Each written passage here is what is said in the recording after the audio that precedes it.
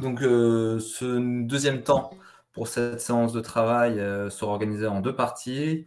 Je ferai la présentation des études qui ont été réalisées par Norlink au cours de l'année 2020, qui concernent les flux de transport internationaux et les questions de flux de transport fret ferroviaire et l'adaptation des infrastructures. Et puis mon collègue Alain Lefebvre, directeur général des ports de Lille et président de l'AFPI, fera une présentation d'un exercice que nous avons mené conjointement pour identifier des actions très concrètes pour valoriser les flux sur l'axe, on va dire, Hauts-de-France Grand Est. Alain, est-ce que tu as un petit propos à faire par rapport à cela? Je reprendrai la main à la 15e dia, comme convenu. Très bien, allons-y alors. Hop. Donc tout d'abord, présentation des études qui ont été réalisées par Norlink en 2020. Norlink a en effet décidé, souhaité construire, travailler avec les partenaires pour préparer l'avenir, j'ai envie de dire, portuaire et logistique des Hauts-de-France, puisqu'on est parti du constat qu'il manquait des informations, qu'on avait des éléments qui étaient portés par chacun des membres, mais de manière générale, sur les Hauts-de-France, il manquait des informations capitales, notamment sur la question de flux et sur la question d'infrastructure. Donc, nous avons mené en 2020 3 études spécifiques à cela. Une première étude sur l'état des lieux des flux internationaux traversant ou alimentant la région Hauts-de-France ou au départ des Hauts-de-France. Une deuxième étude sur les besoins fret ferroviaire à l'horizon 2030 et la mise en compatibilité du réseau d'infrastructures. Et puis un troisième exercice réalisé en partenariat avec la délégation Axe Nord sur l'identification des opportunités foncières connectées aux ferroviaires et aux voies fluviales. Alors, je vais me permettre simplement de présenter les deux premiers travaux, puisque le troisième est actuellement encore en cours et qu'il est plutôt de la tâche de Xavier Yves que de celle de Norlink. C'est des travaux qui apportent énormément d'informations, qui peuvent être assez complexes, mais qui, du point de vue de la démarche interfilière, pourraient être générateurs de très nombreuses mutualisations. Donc, tout d'abord, je vais essayer de faire en quelques slides et en un temps assez contraint la présentation de l'étude sur les flux internationaux. Donc, c'est un travail qui était basé principalement sur les données douanières, donc à savoir quels étaient les lieux de départ et les lieux d'arrivée des marchandises, et qui a permis d'identifier différents flux de transport et leur volume. Donc, tout d'abord, les flux du Grand International Maritime, l'Oversea. Ensuite, les flux maritimes européens, donc toutes les marchandises provenant par la mer au niveau européen vers les Hauts-de-France. Les flux continentaux, notamment ceux en provenance de l'Allemagne, de l'Italie, de l'Espagne et de la Pologne, mais aussi les flux de transit, notamment par la route, principalement par la route pour les Hauts-de-France. Et puis à cela s'ajoute une cinquième nature de flux, identifiée comme les flux déconsolidés hors de notre territoire. Alors, qu'est-ce que sont les flux déconsolidés en dehors de Hauts-de-France? Eh bien, il s'agit des flux transformés, industrialisés, passant par les ports du Benelux sur le territoire belge ou néerlandais. Et donc, l'exemple le plus explicite par rapport à cela, eh bien, ce sont les jus d'orange et les oranges. Des oranges qui arrivent par Anvers, qui sont traitées et transformées en jus d'orange en Belgique et qui sont ensuite réexportées en France, puisqu'on se rend compte qu'il y a énormément de flux passant par les ports du Benelux qui sont ensuite transformés industriellement sur ce territoire-là, donc identifiés du point de vue des douanes en Belgique et aux Pays-Bas, puis ensuite acheminés en France. Donc au final, on a un panel de 160 natures de produits sur l'ensemble des destinations mondiales, donc c'est absolument considérable. C'est une base de données très indigeste, mais qui apporte un nombre d'informations absolument considérable. Alors simplement, en un slide, on essaie de vous résumer quels étaient les éléments présents dans ce travail-là. On est sur les flux internationaux. Je signifie bien qu'il s'agit des flux internationaux. Donc les flux entre le Grand Est et les Hauts-de-France ne sont pas spécifiquement identifiés.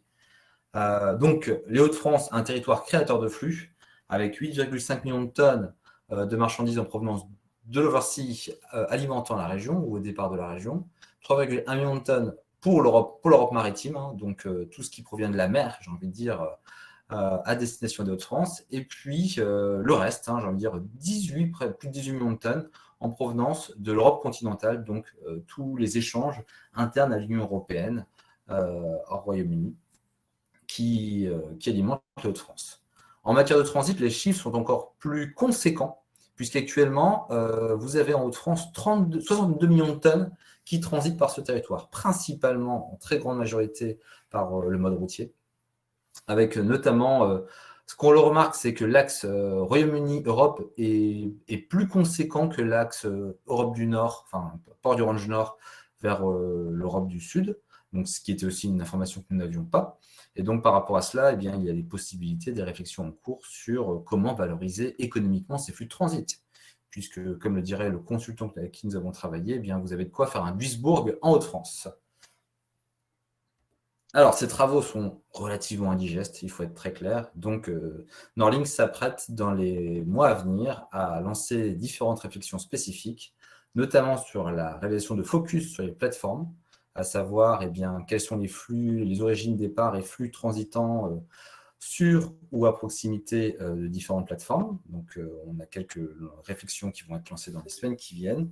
Et puis aussi la réalisation de focus, notamment pour construire des démarches de massification, voir et puis aussi identifier quels sont les marchés potentiels pour les ports. On voit bien que s'il y a des flux très spécifiques vers des destinations bien spécifiques, eh bien, pourquoi pas construire des services pour mutualiser ces flux. Voilà, je vous ai fait une première présentation sur la première étude qui a été réalisée en 2020 par Norlink. Je vais m'atteler à la deuxième présentation. Excusez-moi d'être si concis, mais c'est le timing, c'est le jeu de cette présentation rapide. Eh bien, je vais vous présenter l'étude sur les besoins fret ferroviaires 2030 et la mise en compatibilité du réseau d'infrastructures. Étude réalisée également par Mencia Conseil, donc le même bureau d'études qui réalise des études sur les flux internationaux.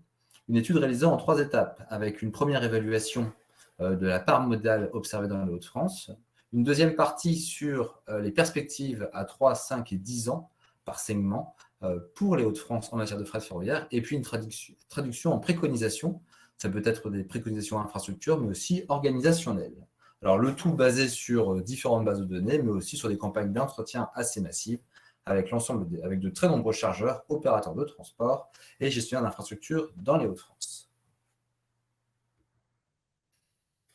Suite à cela, première observation, la part modale dans les Hauts-de-France est bien supérieure pour le fret ferroviaire que dans le reste de la France. Celle-ci est à savoir de 18%, donc 2 fois supérieure à la moyenne nationale, ce qui peut se justifier par ailleurs par un réseau ferroviaire extrêmement dense, par un positionnement géographique très spécifique, mais aussi un tissu industriel extrêmement consommateur, utilisateur de ce mode de transport. Donc déjà, j'ai envie de dire, plutôt une bonne nouvelle. Suite à cela, nous avons identifié différents scénarios de développement pour ce mode de transport à horizon 2030, avec des scénarios qui répondent soit aux ambitions affichées par les partenaires de la Fédération Norlink, soit par les ambitions affichées par l'État français, ou encore d'autres hypothèses qui émergeaient de nos échanges. Alors, 3 scénarios ont été identifiés.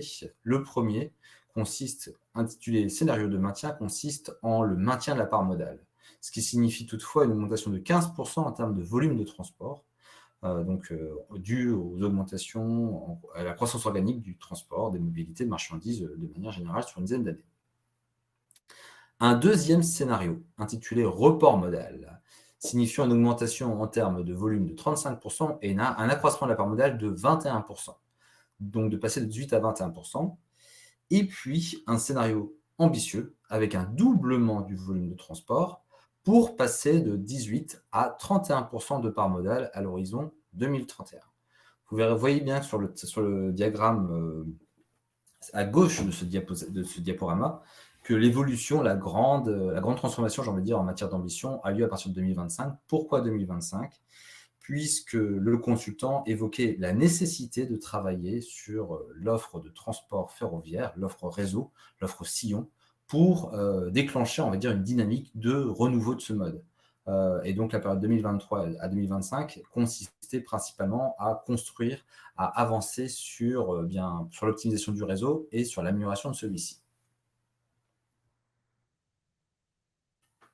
Qu'est-ce que cela signifie en termes de passage de train ? Eh bien, en fonction des hypothèses, en fonction des matériels, en fonction de conventionnels combinés autoroutes ferroviaires, on voit que les demandes sont différentes, les besoins sont un peu différents en matière d'offre de sillon. Et donc, l'on voit une augmentation de la croissance résultant des circulations fret pour les 3 scénarios, peuvent être résumés comme tels. Pour le scénario 1, le maintien, c'est plus 12% de circulation. Pour le scénario de report modal, c'est plus 22%. Et pour le scénario de reconquête, c'est plus 50%. 50%, c'est quand même très considérable. À cela, nous avons continué cet exercice pour identifier de manière cartographique les points d'enjeu, les points problèmes en matière d'infrastructure. Et donc, je vous ai mis simplement pour ce diaporama l'hypothèse médiane, donc celle du scénario de report modal. Déjà, on observe des accroissements majeurs de nombre de trains circulants, comme tel que présenté sur ce diaporama, avec des points de tension, notamment sur la métropole européenne de Lille, mais aussi sur l'ex-bassin minier. Et donc, une deuxième carte qui présente ces mêmes problématiques, ces mêmes évolutions sur le versant sud des Hauts-de-France, avec notamment des points critiques à l'entrée de l'Île-de-France.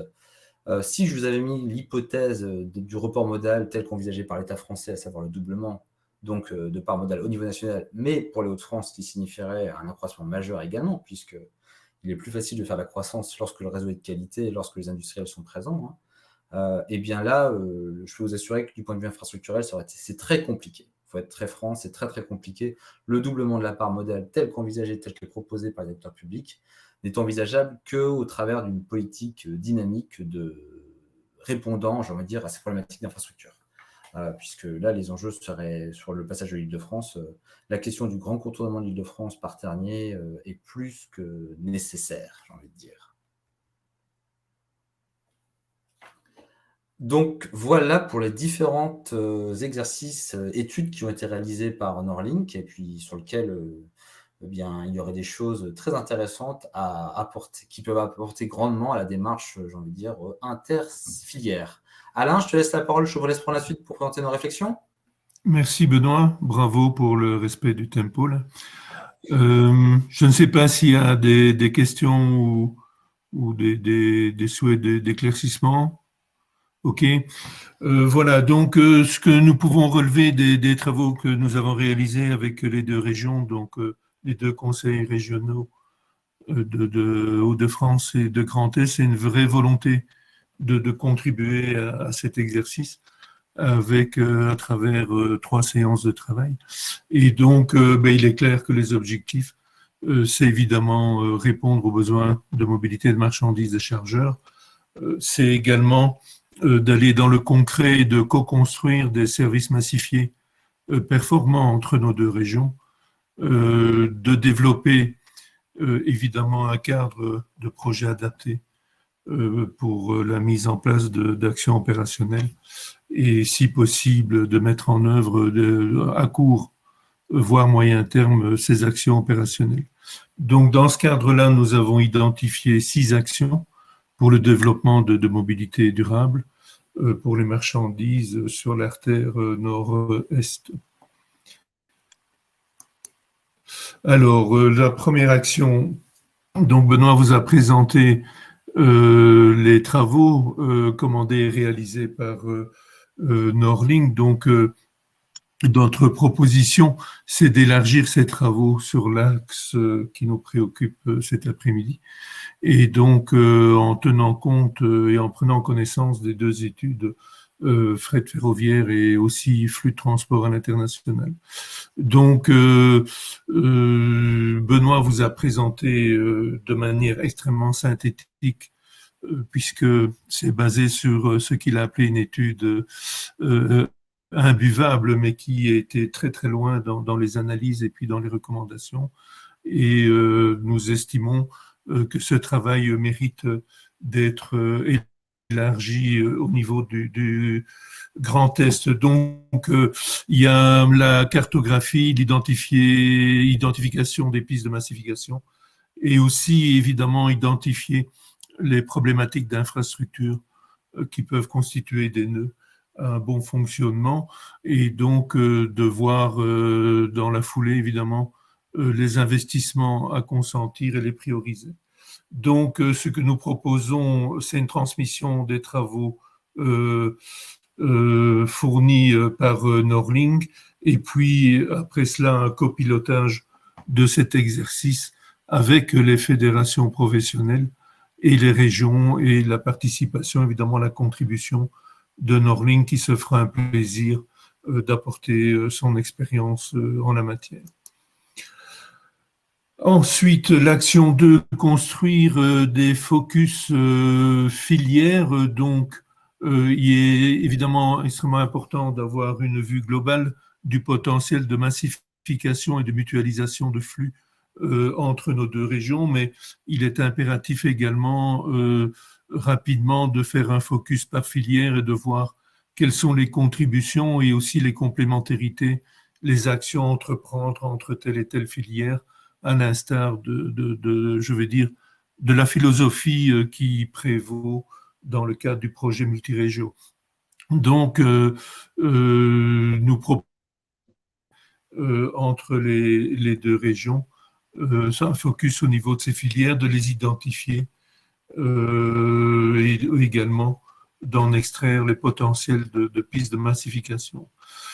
Donc, l'objectif, c'est identifier les différentes opportunités de flux massifiés et également ici, en termes de mise en œuvre, un pilotage par Norlink de cet exercice en partenariat avec le Grand Est et encore une fois, les fédérations professionnelles. Troisième action, c'est évidemment prendre connaissance des success stories par le biais d'un benchmark, des démarches de mutualisation en France et en Europe. C'est identifier différentes initiatives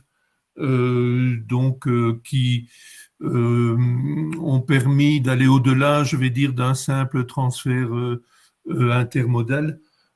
C'est de vraiment prendre connaissance de projets, de schémas, de logistique intermodale. Pas uniquement au niveau du maillon transport, mais sur l'ensemble de la chaîne, de la supply chain, depuis la sortie des lignes de production jusque les zones de chalandise, les endroits de livraison. Donc, pour ça, il faut évidemment connaître les process performants en termes de mutualisation et puis de chercher, non pas de faire des copier-coller, mais de les reproduire ou de les implanter au mieux, évidemment, en tenant compte des spécificités des chargeurs, des processus et aussi des moyens, des infrastructures de transport. Alors, nous proposons un pilotage par l'ORTL Grand Est, donc l'Observatoire régional transport et logistique de Grand Est, mais c'est une proposition, évidemment, nous ne sommes pas là pour décider qui va faire quoi. En ce qui concerne la quatrième action, c'est évidemment intégrer, construire et connecter les chargeurs et les opérateurs de transport. Nous constatons, sans jeu de mots encore fort, une méthode plutôt basée sur la méthode silo que sur les connexions. Et là, il y a un travail énorme à faire. C'est un travail qui est entamé au sein de Norlink pour le moment, de désenclaver, de plus amener les chargeurs et les opérateurs à échanger entre eux, donc entre tous les chargeurs et tous les opérateurs, et aussi de mettre en place une méthodologie de travail. Donc Euralogistique est là-dessus, mais je ne vais pas m'avancer plus loin puisque Laurent va nous faire le plaisir de présenter ce sujet-là.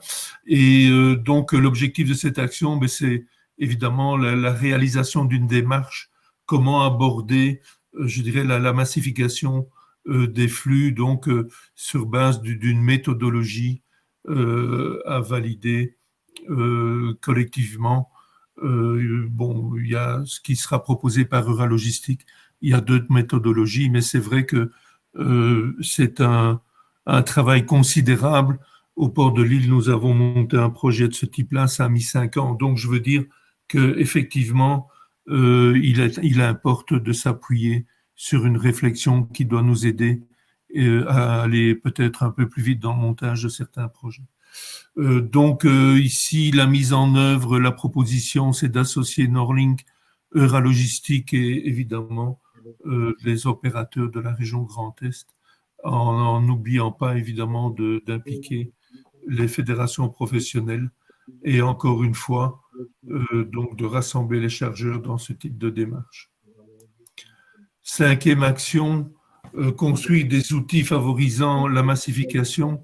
Donc là, évidemment, c'est l'intégration dans la réflexion de tout ce qui est numérique.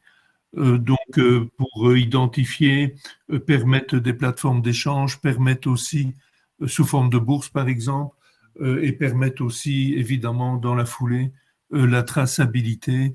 Et donc, il y a un outil qui a été présenté, qui a été monté par Everessence. Je pense que si pas tout le monde, beaucoup doivent en avoir pris connaissance. Objectif de cette action, c'est d'agréger de manière facilitée les flux potentiels de massification et favoriser la création de services de transport. Mais il faut aller au-delà parce que bon, la massification, ça passe également par éventuellement des ruptures de charge.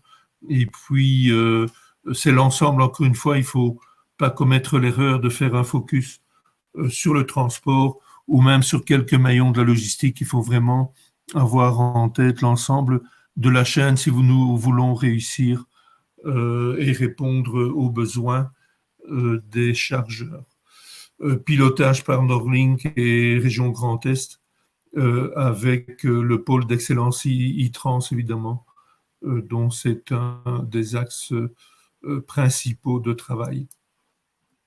Enfin, dernière action que nous proposons, c'est développer une structure de projet de promotion du développement portuaire et multimodal dans la région Grand Est. Donc, il y a quelques success stories pour le moment en France. Il y a Medlink, Norlink, Aropa, évidemment, qui a encore une autre dimension. Afin de porter et d'impulser des actions qui rassemblent à la fois les partenaires publics et les privés afin de viser le développement des ports et du transport massifié. Donc l'idée, c'est évidemment d'étendre cela sur le Grand Est, et pourquoi pas l'appeler East Link, à l'instar de Med et de Nord Link. Il y a déjà au niveau portuaire l'Upper Rheinport qui existe. On ne sait pas très bien jusqu'à quel point ils sont avancés. Il n'y a évidemment aucune connotation critique de ma part. On ne le sait pas, point. C'est juste, en tout cas moi. Mais c'est vrai que je pense que ces outils, parce qu'il faut considérer, bon, peut-être pas Aropa, qui est notre dimension, mais Medlink et Norlink, ce sont des outils régionaux qui sont très performants et qui concrétisent beaucoup d'actions tous azimuts.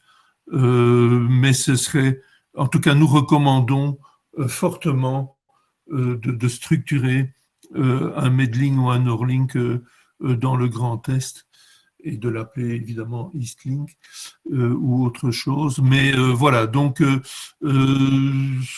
le vivons, nous, de l'intérieur, du côté de Norlink.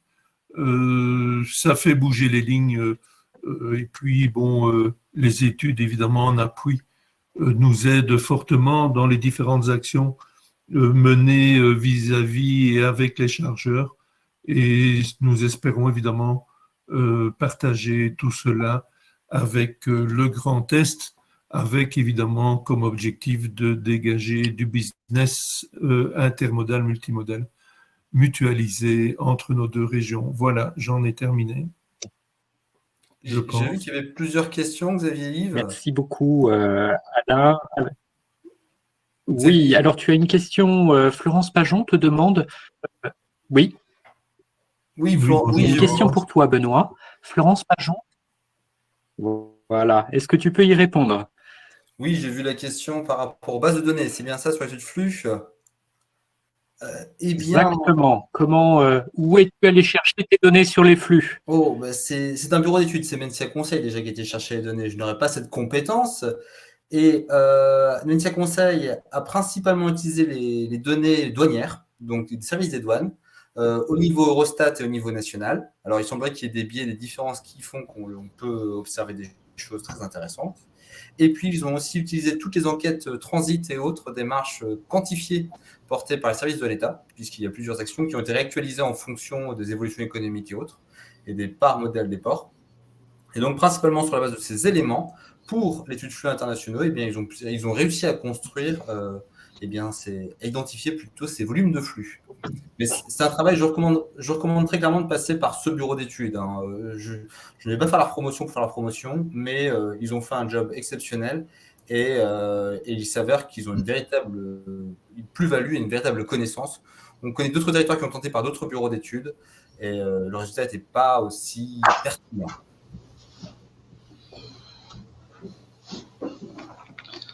Xavier, mon Okay, donc je ne sais pas si tu as des actions dans ce bureau d'études-là, mais tu fais la bonne promotion. J'aimerais. On passe à l'intervention. Oui. J'ai vu qu'il y avait une deuxième question sur les scénarios en matière de fret ferroviaire. À savoir, pensez-vous que le scénario 2030 sera un scénario de report modal, de maintien ou de développement fort? J'ai envie de dire que tout dépendra des politiques qui sont mises en œuvre. Hein. Il faut être très clair, hein, le scénario de fort développement nécessitera des investissements qui devront être consentis par les acteurs publics, c'est comme ça. Le scénario de report modal est envisageable par des actions, je veux dire, moins coûteuses, mais tout de même à construire de manière partenariale.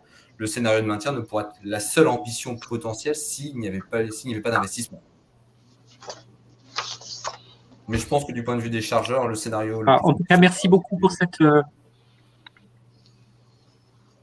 Voilà, en tout cas, merci beaucoup pour cette intervention de la Fédération Norlink. Et je vois dans le chat des gens du Grand Est qui ont hâte de répondre à la main tendue d'Alain Lefebvre pour regarder comment faire de l'Estlink ou du Norlink ensemble. Donc, on vous dira au prochain webinaire jusqu'où s'est passée cette coopération.